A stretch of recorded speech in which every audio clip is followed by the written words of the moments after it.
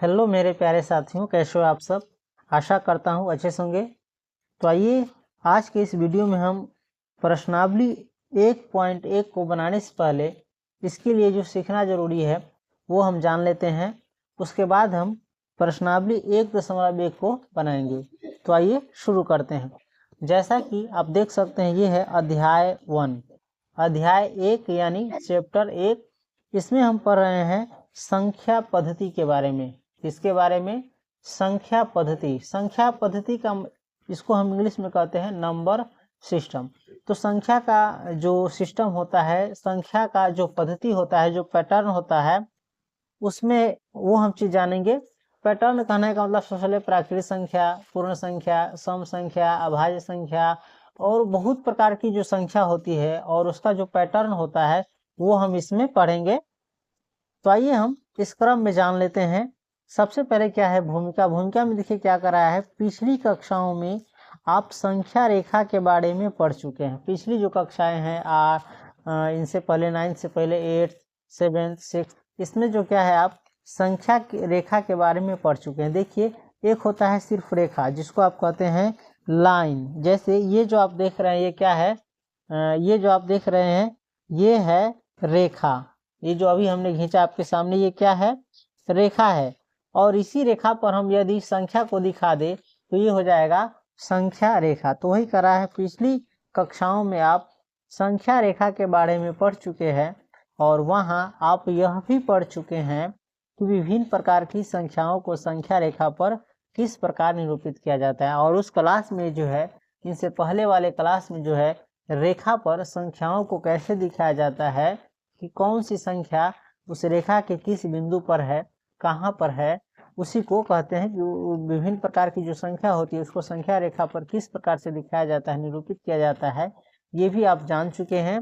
जैसे कह रहा है देखिए आकृति 1.1। आकृति 1.1, ये जो चित्र आप देख रहे हैं इसी को कहते हैं आकृति।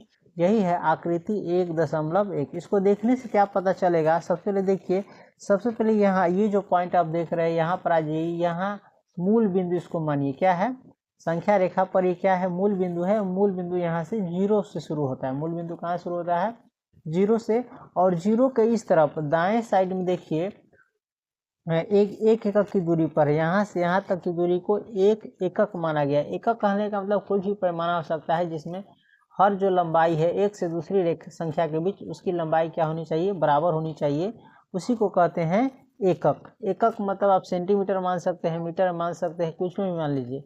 तो यहाँ से देखिए 0 से 1 तक एक एकक, यहाँ पर 1 है, उसके बाद यहाँ पर 2 है, यहाँ पर 3 है। इस प्रकार से देख रहे हैं 0 के दाएं साइड में संख्या को दिखाया गया है। किस संख्या को, 1 को, 2 को, 3 को। इससे आप बता सकते हैं कि रेखा पर 2 कहाँ है। सेम इसी प्रकार से 0 के बाईं तरफ देखिए इधर है -1, -2, -3। ये क्या किया गया है, एक रेखा पर संख्या को दिखाया गया है। क्या संख्या पर इतना ही रेखा होता है, नहीं। 0 और 1 के बीच में भी संख्या है। कौन सी संख्या है, 1/2, जिसको आप देख सकते हैं यहाँ दिखाया गया है। 0 और 1 के बीच में क्या है, ये 1/2 है। फिर 0 और 1/2 के बीच में भी 1/4 है। 1/4 का कहने का मतलब 0.25, 1/2 कहने का मतलब 0.5। ये क्या है, इस बिंदु पर है और 1/4 यानी 0.25 इस बिंदु पर है। तो इस प्रकार से आप देख लिए कि ये क्या है, रेखा है और रेखा पर संख्या को दिखाया गया है, तो इसलिए क्या बन गया है, संख्या रेखा। अगर इसी प्रकार से यदि हमको 3/2 को दिखाना रहता है यानी 1.5 को, तो 1.5 होता है 1 और 2 के बीच में। या 3/2 कहने का मतलब 3 का आधा, तो यहाँ से यहाँ तक ले 3 है और 3 का आधा 1.5 करते तो यहीं पर भी आता। तो इस प्रकार से आपने जाना कि संख्या रेखा पर संख्या को किस प्रकार से दिखाया जाता है ना। तो अब आगे बढ़ते हैं। देखिए क्या कर रहा है, कल्पना कीजिए आप, यदि आप चाहे तो इसको हम कॉपी पर भी दिखा सकते हैं, लेकिन कॉपी पर आप उतना दिखाना जरूरी नहीं है क्योंकि आप समझ चुके होंगे। खैर चलिए आपको क्लियर करने के लिए आपको दिखा देते हैं। ये क्या है, अभी ये संख्या रेखा नहीं है, अभी ये सिर्फ क्या है, एक रेखा है। हो सकता है आपको स्क्रीन पर दिख रहा होगा कि ये रेखा तो हल्का सा टेढ़ा है, लेकिन आप स्केल की मदद से बनाइएगा, पटरी की मदद से, तो ये रेखा कैसा बनाइएगा, सीधा। इस रेखा पर मान के चलिए यहाँ पर जो हम लेते हैं मूल बिंदु लेते हैं, यानी यहाँ पर 0 रहता है। क्या लेते हैं, देखिए याद रखिए 0 से इधर धनात्मक संख्या रहता है और 0 से इधर यानी बाएं साइड ऋणात्मक संख्या रहता है और दाएं साइड धनात्मक संख्या। तो मान के चलिए हम बराबर एक अपने मन से दूरी लेते हैं, यहाँ से यहाँ तक एक एक लेते हैं, जिस प्रकार से आपके ग्राफ में दिया गया रहता है। यहाँ से यहाँ तक 1 हुआ, इसके बाद सेम बराबर दूरी पर आगे बढ़ेंगे तो हमें 2 मिलेगा, फिर आगे बढ़ेंगे तो हमें 3 मिलेगा, फिर आगे बढ़ेंगे तो 4 मिलेगा। और कहाँ तक है ये? अनंत तक है। संख्या रेखा पर रेखाओं की कोई कमी नहीं है। सेम अगर इधर भी बढ़ेंगे तो 0 से इधर हमको मिलेगा -1, इधर मिलेगा हमको -2, और आगे बढ़ेंगे बराबर दूरी ले करके तो -3, इस प्रकार से -4, और आगे बढ़ेंगे तो -5, -6, -6, और इधर बढ़ेंगे तो 5, 6, 7, कहाँ तक ले? अनंत तक ले मिलेगा। तो अब देख रहे हैं इस जो रेखा है इस पर अब संख्या दिख रहा है। क्या दिख रहा है? संख्या। तो ये क्या हो गया अब? संख्या रेखा। और संख्या रेखा पर और भी संख्याएं हैं, 0 से 1 के बीच भी बहुत सारी संख्याएं हैं जो है। अगर उसको दिखाना चाहिएगा, मान के चलिए 0.5 को, तो ये रहेगा बीच में पूरा 1/2, और यहाँ पर हो जाएगा 1/2 अर्थात 0.5। तो देख लीजिए क्या है? संख्या रेखा पर है। और इस पर किसी संख्या को किस प्रकार से दिखाता है वो आपने देखा। अब आगे बढ़िए, देखिए कल्पना कीजिए। क्या कीजिए? देखिए इस वीडियो को अच्छे से देखना समझना जरूरी है, ताकि आपकी जो नॉलेज हो विस्तार से हो, डिटेल्स में हो, संक्षेप में, ऊपर का नहीं हो, सिर्फ ऊपर नहीं, काफ़ी गहरी नॉलेज हो आपको किसी चीज़ को समझने की। तो आइए आगे बढ़ते हैं। कल्पना कीजिए, अब कह रहा है सोचिए कि आप शून्य से चलना प्रारंभ करते हैं। कहाँ से चलना प्रारंभ करते हैं? शून्य से। जैसे ये एक रेखा देखिए, इस रेखा पर जहाँ से शून्य है, यहाँ से आप क्या करते हैं? चलना प्रारंभ करते हैं, चलना शुरू करते हैं। और इस रेखा पर धनात्मक दिशा में, धनात्मक दिशा कहने का मतलब 0 के दाईं साइड में, दाएं तरफ आप चलते जा रहे हैं। 0 से शुरू करके चलते जा रहे हैं। जहाँ तक आप देख सकते हैं, इस रेखा पर आप जहाँ तक भी देख सकते हैं, तीर कहने का मतलब अनंत तक है, ये कहीं पर इसका अंत नहीं होने वाला है। तो जहाँ तक भी आप देख सकते हैं, आपको क्या दिखेगा? सिर्फ और सिर्फ इस पर संख्याएं और संख्याएं ही दिखाई पड़ती है। आप इस पर जहाँ भी देखिएगा, क्या दिखेगा आपको? सिर्फ संख्या दिखेगा। आप ये मत समझिए कि 1, 2, 3 है, बस ये तो कम संख्या दिख रहा है। कम नहीं है, इसके बीच भी हर बिंदु पर कोई ना कोई क्या है? संख्या है। तो इसमें आप जहाँ तक देखिएगा सिर्फ आपको संख्या ही संख्या दिखेगा। अनंत तकले भी खींच कर क्या बनाइएगा तो क्या दिखेगा आपको? सिर्फ और सिर्फ संख्याएं दिखाई पड़ती है। और अब ये संख्याएं किस प्रकार की होती है, किस प्रकार की होगी, वो हम जानते हैं। अब मान लीजिए क्या करा है? अब मान लीजिए कि आप संख्या रेखा पर चलना प्रारंभ करते हैं। संख्या रेखा पर आप क्या करना प्रारंभ करते हैं? चलना, यानी इस पर चलना शुरू करते हैं और कुछ संख्याओं को एकत्रित करते जा रहे हैं। और कुछ संख्याओं को क्या करते जा रहे हैं?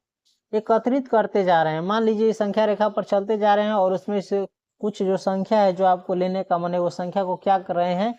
उठा करके क्या कर रहे हैं? इकट्ठा करते जा रहे हैं। इस संख्याओं को रखने के लिए एक थैला तैयार रखिए। इस संख्या को रखने के लिए क्या रखिए? एक थैला, यानी एक बैग तैयार रखिए। अब कह रहा है संभव है, ये मुमकिन है कि आप कौन सी 1, 2, 3 आदि जैसी केवल प्राकृत संख्याओं को उठाना प्रारंभ करें।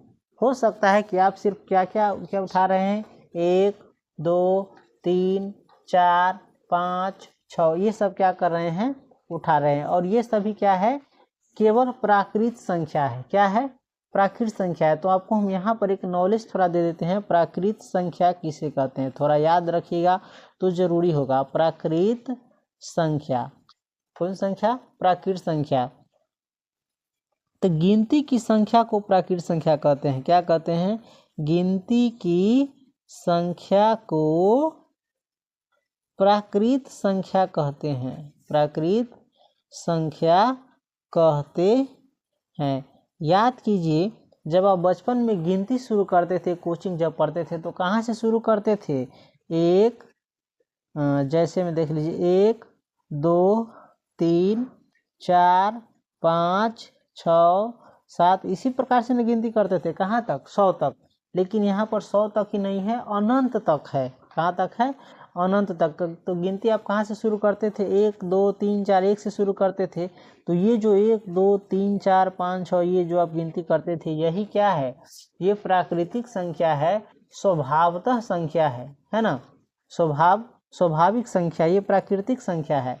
तो प्राकृतिक संख्या किसे कहते हैं? गिनती की संख्या को प्राकृतिक संख्या कहते हैं। जैसे 1 2 3 4 5 6 7 8 9 10 11 12 अनंत तक ले जाइएगा इस प्रकार से गिनती करते हुए, तो सभी क्या होगा?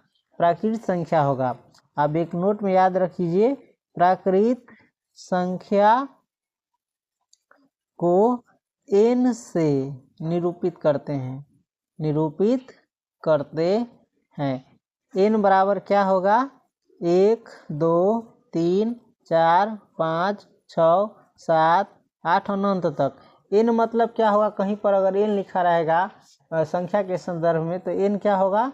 प्राकृत संख्या होगा। और n ही क्यों लिए हैं? देखिए, प्राकृत संख्या को इंग्लिश में कहते हैं नेचुरल नंबर। कौन number? Natural number. Natural number का अर्थ होता है प्राकृत संख्या, और नेचुरल नंबर का जो पहला अक्षर n है, इसी को निरूपित करने के लिए लिया गया है। समझ गए? तो प्राकृतिक संख्या किसे कहते हैं? गिनती की संख्या को प्राकृतिक संख्या कहते हैं। हो सकता है आप टॉपिक से डाइवर्ट हो रहे हो, तो इसलिए हम क्या करते हैं, वापस अपने टॉपिक पर आ जाते हैं। खैर, हम समझा देंगे बाद में। तो संभव है कि आप उस थैले में क्या उठाते हैं? सिर्फ 1 2 3 इस प्रकार की संख्या उठाते हैं, और ये क्या है? प्राकृतिक संख्या है, केवल प्राकृतिक संख्या है। आप जानते हैं कि यह सूची सदैव बढ़ती ही जाती है, और आप जानते हैं कि इस प्रकार से आप उठाते जाइएगा। जैसे देखिए, इसमें उठाया है 1 2 3 4 5 6 7 8 9 10 74 75 76 64 ये सब जो दिखा रहा है, तो ये क्या है? यह जो सूची है, यह जो लिस्ट है, क्या हो रहा है? बढ़ती ही जा रही है। क्या आप बता सकते हैं कि ऐसा क्यों है? हाँ, हम बता सकते हैं क्यों है। क्योंकि इसकी संख्या अनंत है। प्राकृतिक संख्याओं की संख्या क्या है? अनंत है। इसीलिए क्या है? ये बढ़ता ही जाता है। अतः आपके थैले में अपरिमित रूप से अनेक प्राकृतिक संख्याएं भर जाती है, और इस प्रकार से उठाते जाते हैं तो आपके थैले में है अपरिमित रूप से, यानी जिसकी कोई सीमा नहीं हो, जिसका कोई अंत नहीं हो, उस रूप से क्या है? अनेक प्राकृतिक संख्या यानी नेचुरल नंबर भर जाती है। आपको याद होगा कि इस संग्रह को प्रतीक n से प्रकट करते हैं, यानी प्राकृतिक संख्याओं के संग्रह को किसे प्रकट करते हैं? n से प्रकट करते हैं, n से दिखाते हैं। अब आप घूम जाइए। अब कह रहा है आप क्या कीजिए? घूम जाइए और विपरीत दिशा में चलते हुए, और जिस प्रकार गए थे उस दिशा से उल्टा चलते हुए शून्य को उठाइए। किसको उठाइए? शून्य को उठाइए। आपने क्या उठाया था? 1 2 3 4 5 6 7 8। तो इसको वापस दिशा में जा करके अब क्या उठाना है? शून्य यानी 0 को भी उठाना है। जैसे इधर से आप गए 1 2 3 4 जो उठाए थे, उधर से वापस आना है और उठाते हुए ये जो एक 0 है, इसको भी उठा लेना है। 0 को भी क्या करना है? उठा लेना है। तो और उस थैले में रख दीजिए। क्या कीजिए? उस थैले में रख दीजिए। तो अब आपको पूर्ण संख्याओं का एक संग्रह प्राप्त हो जाता है, जिसे प्रतीक W से प्रकट किया जाता है। अब आपको क्या मिल गया? पूर्ण संख्या। देखिए, पूर्ण संख्या को इंग्लिश में कहते हैं होल नंबर। होल नंबर यानी पूर्ण संख्या। पूर्ण संख्या कहाँ से शुरू होता है? जब प्राकृत संख्या के शुरू में, प्राकृत संख्या के शुरू में शून्य लगा दिया जाए। शून्य लगा दिया जाए, यानी प्राकृतिक संख्याओं में जब शून्य को रख दिया जाए, तब वह पूर्ण संख्या बन जाती है। जैसे देखिए, प्राकृतिक संख्या कहाँ शुरू हो रहा था? 1 2 3 4 5 6 7 इस प्रकार से अनंत तक ले। इसके शुरू में हम क्या रख देंगे? 0। तो अब जो संख्या बन गया है, ये क्या बन गया है? पूर्ण संख्या बन गया है। कौन सी संख्या बन गया है? पूर्ण संख्या। पूर्ण संख्या को W से सूचित करते हैं। पूर्ण संख्या को W से सूचित करते हैं, यानी W से दिखाते हैं। तो अब प्राकृत संख्या समझ गए। प्राकृत संख्या कहाँ से शुरू होता है? 1 से। 1 2 3 4 5 6 7 8 ये सब क्या है? प्राकृत संख्या है, प्राकृत संख्या है। और पूर्ण संख्या कहाँ शुरू होता है? 0 1 2 3 4 5 6 7 8। और पूर्ण संख्या को किसे सूचित करते हैं? W से। तो आप प्राकृत संख्या समझ गए, पूर्ण संख्या समझ गए। ये सब क्या है? संख्या पद्धति है। संख्या पद्धति में लाइन बाय लाइन आने वाला संख्या है। देखिए, ये हो सकता है आपको थोड़ा बोरिंग लग रहा होगा, लेकिन यदि आप इसको पूरा देखते हैं, समझते हैं, तो आपकी क्या होगी? तैयारी अच्छे से होगी। इसको हम एक बार इस प्रकार से बताने के बाद हम इसको संक्षेप में भी एक बार आपको बोर्ड पर बताएंगे, जिससे आपको काफ़ी कम समय में इस जानकारी को दोबारा आप लिखिएगा तो जल्दी से आप सीख सकते हैं। अब आपको अनेक अनेक ऋणात्मक पूर्णांक दिखाई देते हैं। आप जब 0 तक उठा लेते हैं, जीरो उठा लेते हैं और उल्टा दिशा में चलते हैं, तो अब आपको अनेक अनेक कौन सी ऋणात्मक पूर्णांक दिखाई देते हैं। ऋणात्मक पूर्णांक यानी जिसमें माइनस लगा है, देख सकते हैं। -1 न तो प्राकृत संख्या है, न तो पूर्ण संख्या है।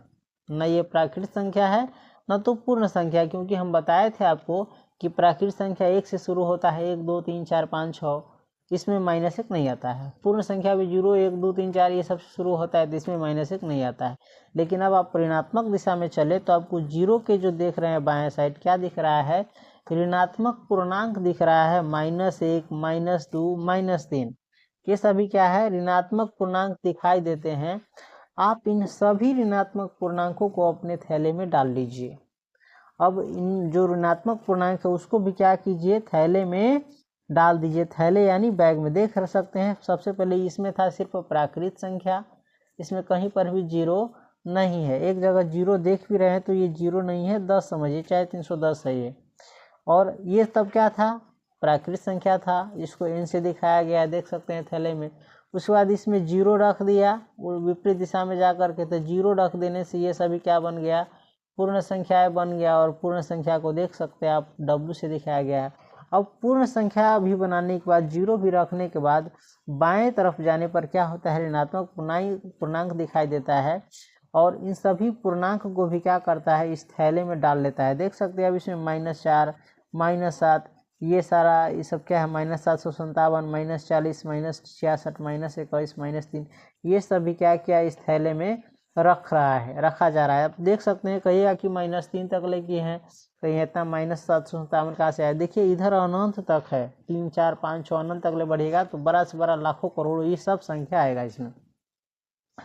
तो आप इन सभी ऋणात्मक पूर्णांकों को अब क्या करना है? थैले में डाल लेना है। क्या आप बता सकते हैं कि आपका नया जो संग्रह है क्या है? नया संग्रह जो है, संग्रह यानी इकट्ठा जो संख्या अब रखाया गया है, ये क्या है? आपको याद होगा कि यह सभी पूर्णांकों का संग्रह है। देखिए, सबसे पहले प्राकृत संख्या था जिसमें 1 2 3 4 था, उसमें 0 रखा है, उसके बाद वो पूर्ण संख्या बन गया। और उसके बाद अब देखिए, इसमें माइनस वाले पूर्णांक को भी रख दिया गया है, -1 -2 -3। तो इस प्रकार जो अब संग्रह बना है, समूह बना है, ये क्या है? पूर्णांकों का समूह है, यानी पूर्णांकों का संग्रह है। किसका संग्रह है? ये सब जो संग्रह है, समूह है, किसका समूह है? संग्रह है, पूर्णांकों का संग्रह है। और इसे प्रतीक Z से प्रकट किया जाता है, देख सकते हैं। और इसे प्रतीक देख रहे हैं, किससे दिखाया गया है? Z से दिखाया गया। अब Z से क्यों दिखाया गया है, उस पर भी एक चीज जान लीजिए। Z से क्यों दिखाया गया है? Z शब्द, Z जो है ना, जर्मन शब्द जेहलीन से लिया गया है। Z जो है जर्मन शब्द जेहलीन से लिया गया है, जिसका अर्थ होता है गिनना। क्या होता है? गिनना, यानी काउंटिंग करना। और जहल जिसका अर्थ है संख्या, जहल जिसका अर्थ है संख्या, इसी से क्या लिया गया है? Z लिया गया है। ये जो आप देख सकते हैं संख्या रेखा पर 0 1 2 3 4, इधर -1 -2 -3, ये सभी क्या है? पूर्णांक है। देखिए, 0 1 2 3 4 5, इधर अनंत तक, और इधर -1 -2 -3 -4 -5 अनंत तक, ये सभी क्या है? अब पूर्णांक है। क्या है? पूर्णांक है। तो इस किताब में आपको क्या बताया गया? पूर्णांक। और हम आपकी जानकारी के लिए, सुविधा के लिए बता देते हैं कि पूर्णांक किसे कहते हैं। देखिए, पूर्णांक जो संख्या पूरा हो, जो संख्या पूरा हो, चाहे कम हो या ज़्यादा हो, लेकिन सौंसा हो, उसे पूर्णांक कहते हैं। जैसे 1 2 3 4 5 ये क्या है, पूर्णांक है। -1 -2 -3 -4 -5 ये क्या है, अपने आप में पूरा है, चाहे प्लस में हो या माइनस में हो, चाहे धनात्मक हो या ऋणात्मक हो, उसे क्या कहते हैं, पूर्णांक कहते हैं। जैसे देखिए इसमें 3.4, ये 3 चाहे 7 ही लीजिए चाहे 8 ही लीजिए, 3.8 को हम पूरा पूरी न 3 कह सकते हैं न 4 कह सकते हैं। ये क्या है, न संख्या 4 है न पूरा 3 है। तो ऐसी संख्या को हम कहेंगे पूर्णांक नहीं कहेंगे। जैसे 2.3 ये भी क्या है, पूर्णांक नहीं है, क्योंकि ये संख्या पूरा नहीं है। तो पूर्णांक आप एक हल्का सा संक्षेप में समझ गए होइएगा। तो चलिए अब हम आगे बढ़ते हैं। संख्या पद्धति में यानी नंबर पैटर्न में आपने जाना प्राकृतिक संख्या, उसके बाद पूर्ण संख्या जाना किसे कहते हैं, उसके बाद पूर्णांक जाना किसे कहते हैं। पूर्णांक कहने का मतलब पूर्ण अंक, जो अंक पूरा पूरा हो। उसके बाद देखिए अब आगे बढ़ते हैं। क्या अभी भी रेखा पर संख्याएं बची रहती है? आपने रेखा पर कौन सी संख्या उठा लिया, प्राकृतिक संख्या उठा लिया, पूर्ण संख्या उठा लिया, पूर्णांक उठा लिया, यानी 1 2 3 4 ये उठा लिया, 0 भी उठा लिया, -1 -2 -3 -4 ये सभी उठा लिया। तो वही कह रहा है, क्या अभी भी रेखा पर संख्याएं बची रहती हैं? क्या रेखा पर अभी भी कोई संख्या है जो बची है? तो निश्चित रूप से ही रेखा पर संख्याएं बची रहती है। हाँ, निश्चित रूप से रेखा पर और भी संख्या है जो बचा हुआ है और वो आपने उसे उठाया नहीं है। ये संख्याएं हैं 1/2, 3/4 या -2005/2006, इस जैसी संख्याएं भी है। ये अभी संख्या रेखा पर है। सिर्फ 1 2 3 या -1 2 3 यही नहीं है, 0 ही नहीं है, इसके अलावा भी बहुत सारी संख्या है। इस सब के बीच में जो आप गैप देख रहे हैं, 1 से 2 के बीच में, 2 से 3 के बीच में, 0 से 1 के बीच में, -1 से -2 के बीच में, इन सब में क्या है, इसके हर एक बिंदु पर कोई न कोई क्या है, संख्या है। तो इसी प्रकार की और भी संख्याएं क्या है, इस पर बची हुई है। यदि आप इस प्रकार की सभी संख्याओं को भी थैले में डाल लें, इस प्रकार की जो बटा के रूप में हो, जो अंश बटे हर के रूप में हो, जो P/Q के रूप में हो, इस प्रकार की संख्याओं को भी आप थैले में डाल ले, अपने थैले में डालिए, तब यह परिमेय संख्याओं का संग्रह हो जाएगा। तब ये क्या बन जाएगा, परिमेय संख्या। आपने अगर 1 2 3 4 ये सब डाला प्राकृतिक संख्या, उसके बाद 0 डाल करके पूर्ण संख्या बनाया, उसके बाद -1 -2 -3 रख के पूर्णांक बनाया। अब उसके बाद बटा वाला संख्या जो है 1/2 3/4 यानी अंश बटे हर P/Q ये वाला जो संख्या रखे हैं, तब ये क्या बन जाएगा, परिमेय संख्याओं का संग्रह हो जाएगा। क्या हो जाएगा, परिमेय संख्याओं का संग्रह हो जाएगा।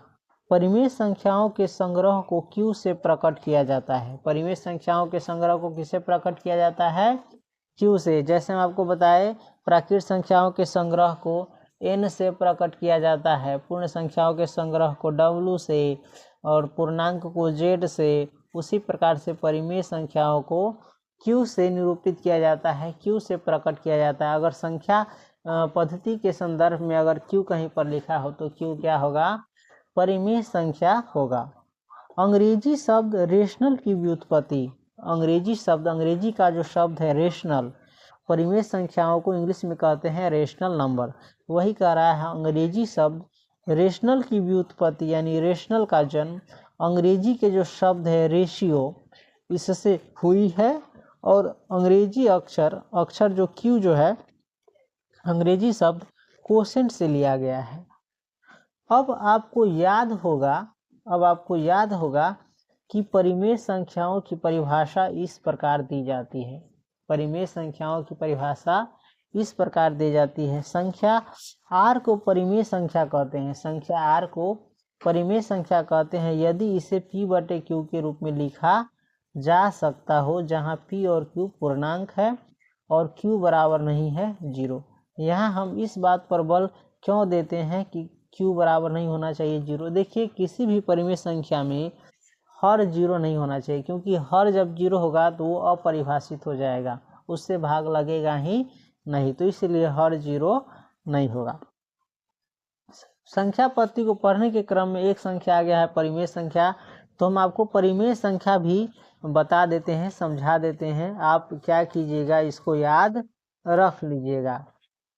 परिमेय संख्या देखिए किसे कहते हैं, ऐसी संख्या जिसे हम अंश बटे हर के रूप में लिख सके, अंश बटे हर के रूप में, इसी को कहते हैं पी बटे क्यू। ऐसी संख्या जिसे हम अंश बटे हर के रूप में लिख सके, या जो पहले से ही पी बटे क्यू अर्थात अंश बटे हर के रूप में लिखा हो, तो उसे हम परिमेय संख्या कहते हैं। इसको हम लिखेंगे नहीं तो ज़्यादा टाइम लगेगा, इसके लिए हम आपको बताए हैं कि हम बोर्ड पर एक बार फिर से इन सारी संख्याओं को संक्षेप में बता देंगे और उसमें आपको समझने में काफ़ी सहूलियत होगी।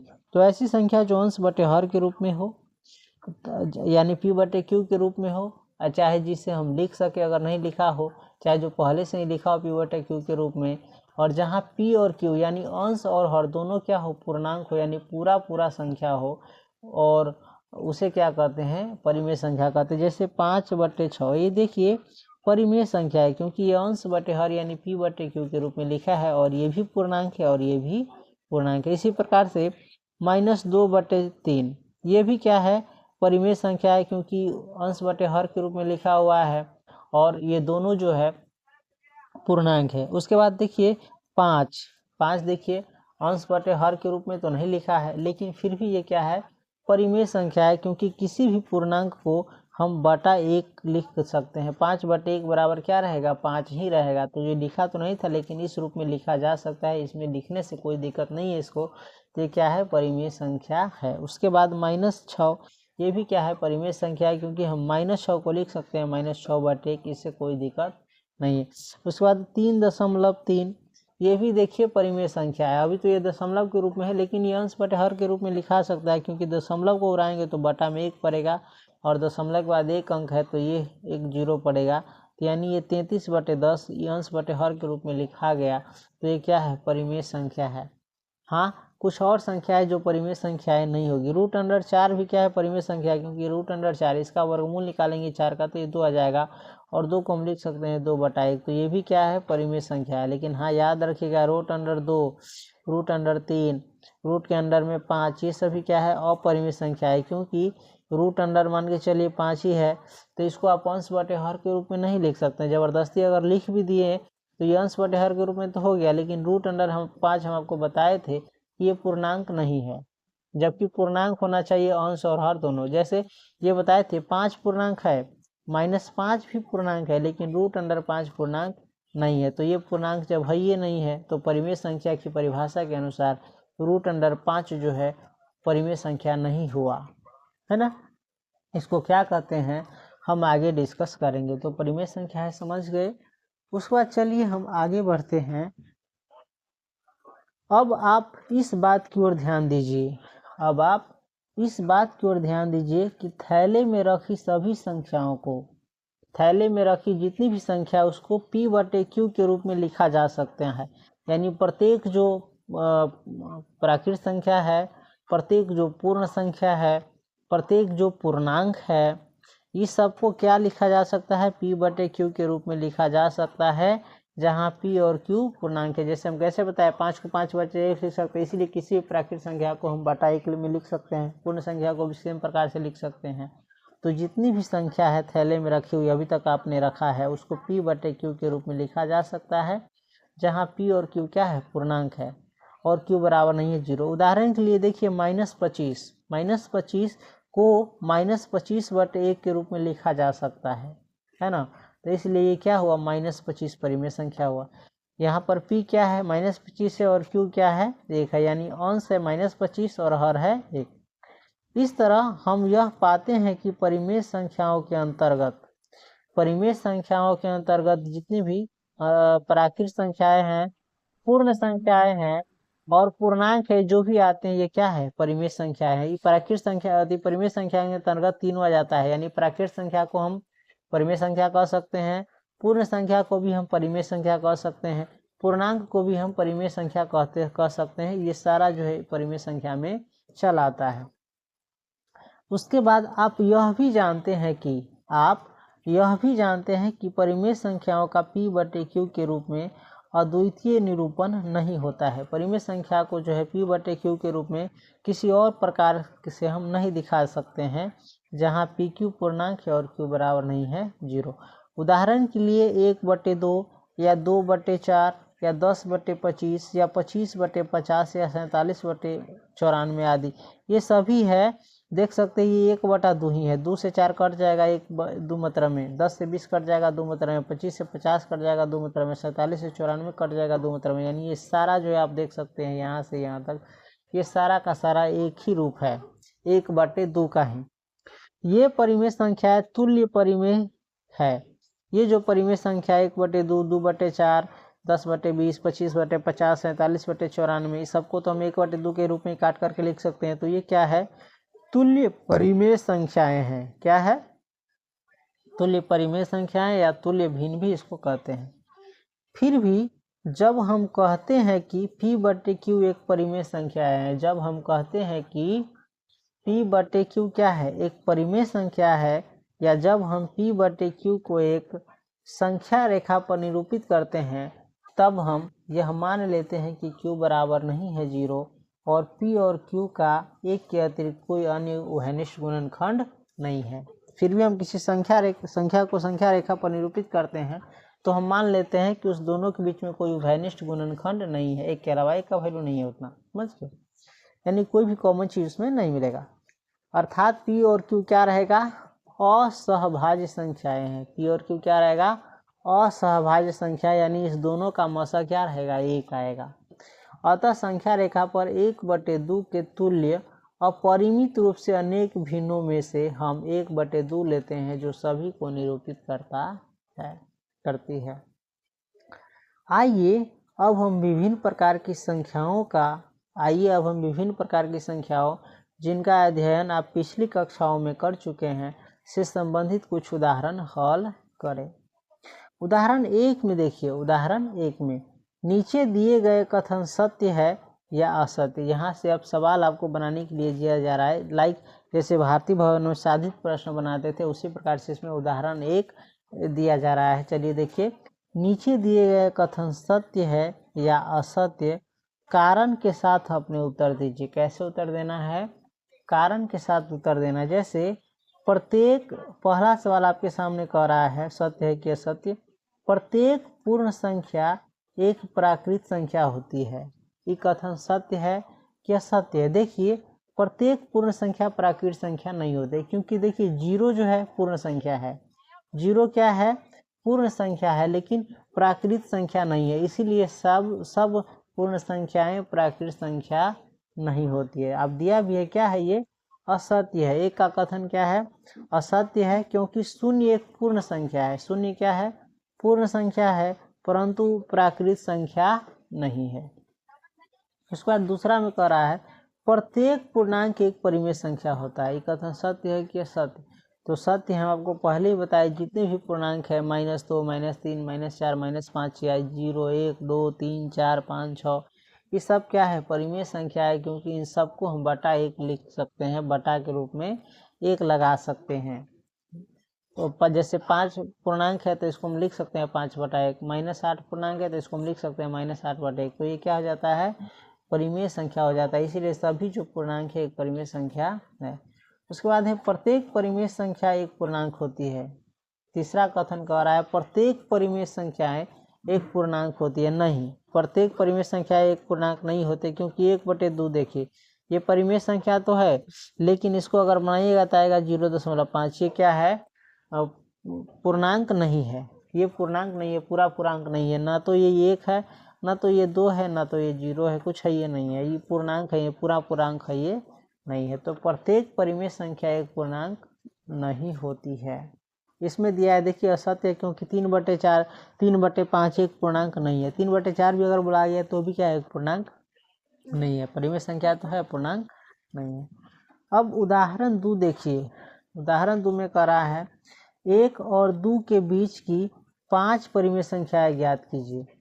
1 और 2 के बीच की 5 परिमेय संख्याएं ज्ञात करना है। तो इस प्रश्न को हम कम से कम देखिए कह रहा है 2 विधियों से हल कर सकते हैं। पहला विधि क्या होगा? कह रहा है आपको याद होगा कि R और S के बीच की एक परिमेय संख्या ज्ञात करने के लिए हम R और S को जोड़ देते हैं और उसे 2 से भाग दे देते हैं, अर्थात R + S/2 R और S के बीच स्थित होती है। ये क्या होता है? R और S के बीच स्थित होती है। देखिए कोई भी दो संख्या के बीच परिमेय संख्या निकालने के लिए क्या करते हैं, उस दोनों संख्या को जोड़ देते हैं और बटा 2 से भाग देते हैं, तो क्या होता है, एक परिमेय संख्या उन दोनों के बीच निकल आती है। अतः 3/2 जो है, 3/2 1 और 2 के बीच की, किसके, 1 और 2 के बीच की एक संख्या है। 3/2 क्या है, 1 और 2 के बीच की एक संख्या है। जैसे 1 और 2 को जोड़ेंगे तो 3 हो जाएगा और बटा 2 कर देंगे तो क्या हो जाएगा, 1 और 2 के बीच की परिमेय संख्या निकल गया 1। इस प्रक्रिया में आप 1 और 2 के बीच 4 और परिमेय संख्याएं ज्ञात कर सकते हैं। इस प्रक्रिया से आप क्या कर सकते हैं, 1 और 2 के बीच 4 और 4 क्या, जितना क्या उतना परिमेय संख्या ज्ञात सकते हैं। अब इसके बीच का निकल गया एक, तब इस दोनों को जोड़िए, इस दोनों को जोड़िए, जोड़ जोड़ करके दोनों बीच में जो आ रहा है उसका क्या निकाल सकते हैं आप, परिमेय संख्याएं निकाल सकते हैं। और ये संख्याएं आपको दिया गया है 4 को, 5/4, 11/8, 13/8, 7/4। ये सारा क्या है, बहुत आसान है। हम आपको बताए थे कि ये सारा जो चीज़ है हम आपको बोर्ड पर क्या करेंगे, बताएंगे। इसको पढ़ाने के बाद, इसके बाद हम फिर से आपको क्या करेंगे, प्रश्नावली इसका बताएंगे। समझ गए, तो उसके लिए आप रेडी रहिए।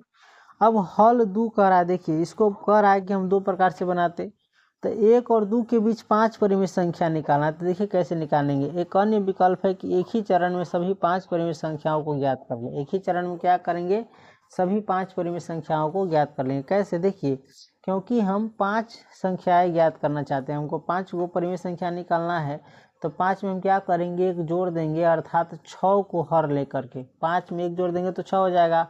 और 6 को क्या कर देंगे, हम हर बना देंगे, क्या कर देंगे, हर बना देंगे। और हर लेकर के क्या करेंगे, 1 और 2 को परिमेय संख्याओं के रूप में लिखते हैं। जैसे 1 को हम अगर हर 6 बनाएंगे, 1 को, तो हमको ऊपर भी गुना करना पड़ेगा। 6 हर लिए है ना, तो 1 में ऊपर 6 से गुना कर देंगे और नीचा भी, तो हो जाएगा 1 में, देखिए हम 1 में गुना करेंगे, हर 6 माने हैं तो हम बटा 6 लिखेंगे, तो नीचा 6 लिखे तो ऊपर भी 6 लिखना पड़ेगा, तो यानी ये हो जाएगा 6/6।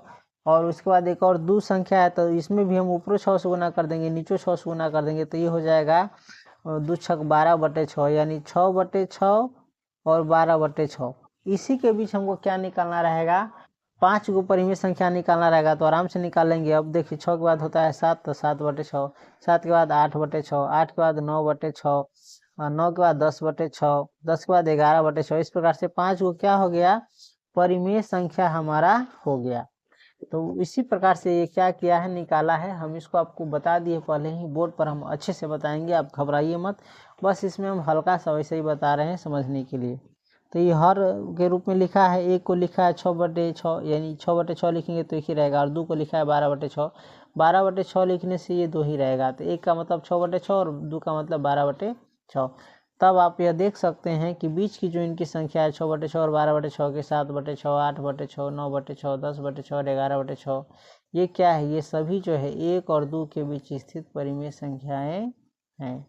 अतः 1 और 2 के बीच स्थित संख्याएं कौन कौन होगा, 7/6, 4/3, 3/2, 5/3, 11/6। ये पांचों जो होगा 1 और 2 के बीच परिमेय संख्या है। देखिए इसमें जो है 7/6, 8/6, 8/6 क्या है, ये कटने वाला था 2 से, 2 चौका 8 और 2 तिहाई 6, तो इसी को काट करके लिख दिया गया है, कंफ्यूज मत होइएगा।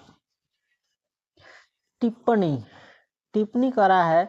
अब ध्यान दीजिए कि उदाहरण 2 में देखिए 1 और 2 के बीच स्थित केवल 5 परिमेय संख्याएं ही ज्ञात करने के लिए कहा गया था, परंतु आपने यह अवश्य अनुभव किया होगा, ये जो हम बताए आपको, तो आपने अवश्य अनुभव कर लिया होगा कि 1 और 2 के बीच अपरिमित रूप से अनेक परिमेय संख्याएं होती है। किसी भी 2 संख्याओं के बीच अपरिमित रूप से अनेक परिमेय संख्याएं होती है। व्यापक रूप में किन्हीं 2 दी हुई परिमेय संख्याओं के बीच अपरिमित रूप से अनेक परिमेय संख्याएं होती है। एक याद कर लीजिएगा, ये याद रखने वाला पॉइंट है।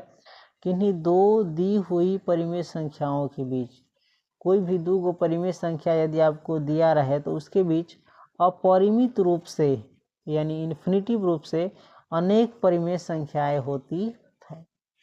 आइए हम संख्या रेखा को पुनः देखें। हम संख्या रेखा को क्या करते हैं, पुनः देखते हैं। क्या आपने इस रेखा पर स्थित सभी संख्याओं को ले लिया है? संख्या रेखा पर फिर से याद कीजिए कि आपने प्राकृत संख्या को लिया है, पूर्ण संख्या को लिया है, पूर्णांक को लिया है, परिमेय संख्या को लिया है। क्या और भी संख्या बचा है इस पर, या आपने सारी संख्याओं को ले लिया है? अभी तक तो नहीं, अभी तक तो नहीं, मतलब और भी संख्याएं क्या है, बची हुई है। ऐसा होने का कारण यह है कि संख्या रेखा पर अपरिमित रूप से अनेक और संख्याएं बची रहती है। संख्या रेखा पर अपरिमित रूप से और भी अनेक संख्याएं बची है। आप द्वारा उठाई गई संख्याओं के स्थानों के बीच जो आप संख्या उठाए हैं उसके बीच जो है, यानी 1 से 2 के बीच या -3 से -2 के बीच, है ना, रिक्त स्थान है। क्या है? खाली स्थान है। और रिक्त स्थान न केवल 1 या 2 है, और रिक्त स्थान 1 या 2 नहीं है, बल्कि अपरिमित रूप से क्या है, अनेक है।